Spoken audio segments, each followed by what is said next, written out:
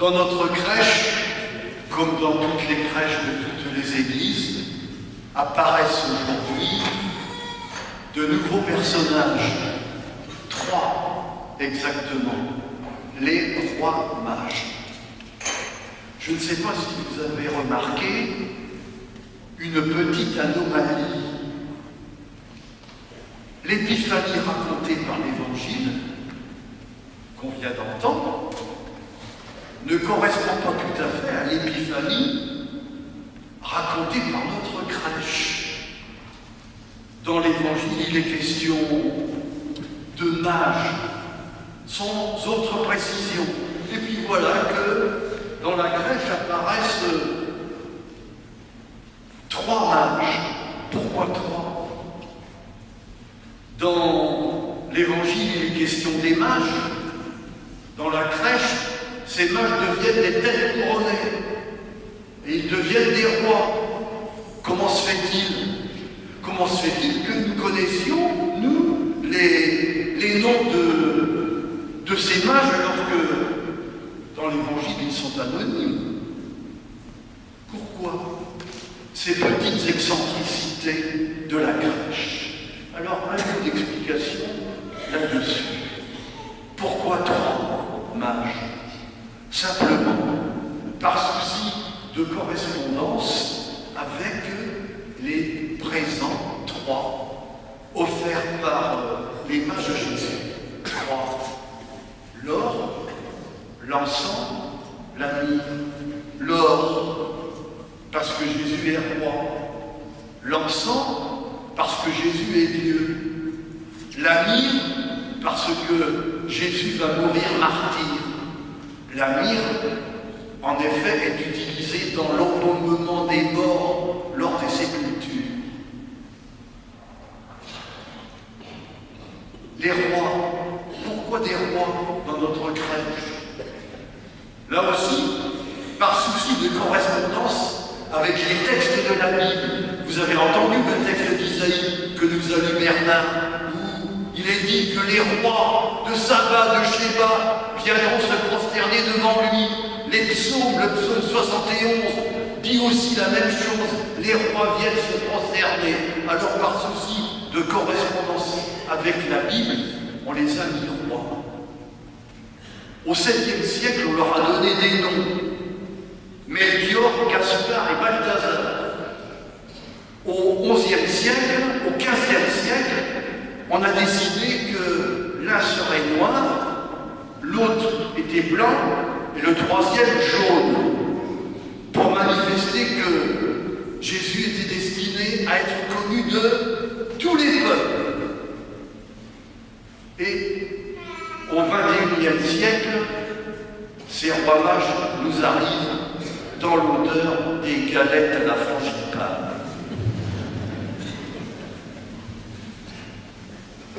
Ces petites explications étant données, je voudrais maintenant aborder l'un des messages forts de cette épiphanie.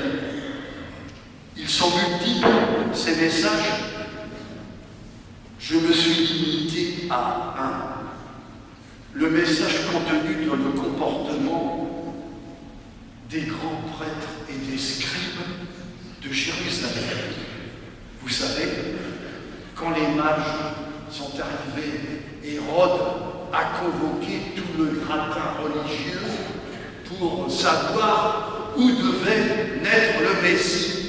Et le verdict est tombé, il doit naître à Bethléem, en Judée. Que se passe-t-il alors?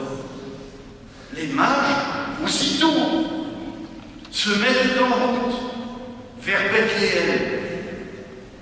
Hélas, pourquoi hélas? Parce que ces grands prêtres et ces scribes, imbus de leur science, je pensais qu'ils allaient se mettre et emboîter le pas de ces mages pour partir avec eux, enthousiastes, pour découvrir ce Messie. Mais non, eux, ils savent. Ils n'ont pas besoin de bouger, ils savent. Quand j'étais jeune à l'école primaire, on nous apprenait à admirer les grands hommes, les grands découvreurs, les Christophe Colomb, les Pasteur et d'autres. Et ces gens-là, on les appelait des savants. Je m'aperçois que ce mot a disparu de notre vocabulaire. Et aujourd'hui, les grands scientifiques, on ne les appelle plus des savants. On les appelle des chercheurs. Et je trouve que le mot est meilleur et positif. Des chercheurs. Vous savez, le grand péché que Jésus a reproché aux grands prêtres et aux scribes, justement, c'était celui-là, d'être des savants, des gens qui savaient, mais pas des gens qui cherchaient. Or, le croyant pour Jésus, c'est quelqu'un qui cherche et qui se met en route avec d'autres. J'ai été surpris il y a 3 semaines, peut-être vous aussi, de découvrir que nos évêques de France ont pris la parole à propos du malaise des gilets jaunes en France. Je me suis dit, mais qu'est-ce qu'ils peuvent bien nous dire? Qu'est-ce qu'ils peuvent bien avoir à dire que nous ne sachions déjà? J'ai regardé leur texte et, à vrai dire, ils n'ont rien à nous apprendre. Rien. Pourquoi ont-ils parlé? Parce qu'ils nous invitent, ils nous encouragent à être, dans ce moment précis de notre pays, des chercheurs. Quoi chercher? Chercher, ils nous donnent des directions. Chercher avec d'autres, par exemple, quelles peuvent bien être les raisons profondes de ce malaise. Chercher encore comment rendre plus participants les citoyens. Chercher encore, par exemple, comment transmettre nos raisons d'espérer et quelles raisons d'espérer transmettre à nos enfants et petits-enfants. Que je recherche de ces mages de l'Évangile qui sont devenus 3 et qui sont devenus rois, ces mages qui étaient pourtant des païens, se sont mis en marche à chercher Dieu. Il nous indique une voie. Nous aussi, être simplement de ces chercheurs de Dieu avec les autres hommes, nos frères.